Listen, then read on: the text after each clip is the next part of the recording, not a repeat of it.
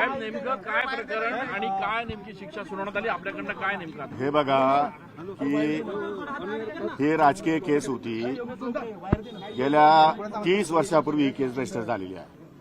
त्यावेळेस दिगुळे साहेब राज्यमंत्री होते, माझं आणि दिगुळे साहेबांचं राजकीय वैर होतं आणि त्या वैरत्वापोटी त्यांनी सरकारला सांगून माझ्यावरती ही केस केलेली होती।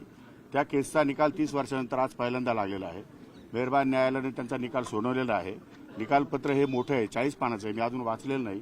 वाचून त्या संदर्भात मी आपल्याला व्यवस्थितपणे मार्गदर्शन करेन आणि त्यासाठी मी अपील या ठिकाणी करण्याचा निर्णय घेतलेला आहे। आपल्याकडनं जामिनासाठी काही या ठिकाणी जामीन तर नियमाने कायद्यानुसार जे काही करता येईल ते सगळं केलेलं आहे। साहेब, पण जे सरकारी पक्ष होते त्यांचं असं म्हणणं होतं की आपण उत्पन्न कमी दाखवलं आणि सरकारचे सदनिका ह्या लाटल्यात आणि जे 4 फ्लॅट घेतलेले होते त्यापैकी 4ची आपण आणि आपल्या भावाने त्या संदर्भात मी अजून जजमेंट वाचलेलं नाही। सरकार वकिलांचं काय म्हणणं आहे तेही मला माहिती नाही।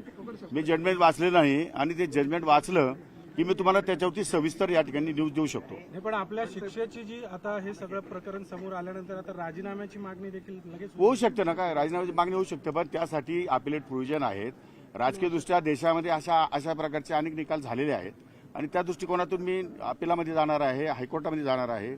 त्यामुळे न्याय मागण्याचा अधिकार, जसा न्यायालयाला निकाल सुनावण्याचा अधिकार आहे तसा न्याय मागण्याचा अधिकार मला पण एक नागरिक बनून, तेव्हा मी वरच्या कोर्टामध्ये न्याय मागणार। आपण गेल्या काही वर्षांपासून जर बघितलं तर कृषी मंत्री अब्दुल सत्तार असतील, नंतरच्या काळामध्ये धनंजय मुंडे असतील, आता तुम्ही एकूणच कृषी मंत्री पण आज उपलब्ध झालेलं नाही ना हे कृषी मंत्री झाल्यानंतर।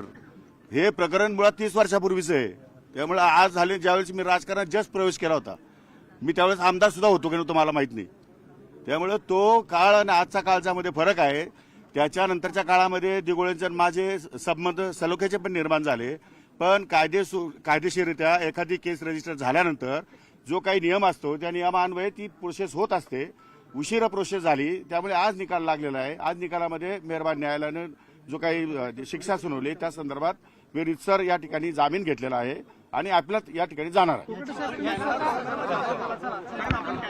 कृषी मंत्री माणिकराव कोकाटे यांनी आपली भूमिका स्पष्ट केली आहे। त्यांनी जामीन मंजूर करून घेतलेला आहे, जामीन मागितलेला आहे आणि त्याच्या बरोबरीने ते पुढच्या कोर्टात सुद्धा जाणार आहेत। 30 वर्षापूर्वीची ही केस आहे आणि आत्ता निकाल लागलेला आहे। त्यामुळे या संदर्भात मी पूर्ण निकाल वाचल्यावरच उत्तर देऊ शकेन अधिक स्पष्ट, असं त्यांनी सांगितलं।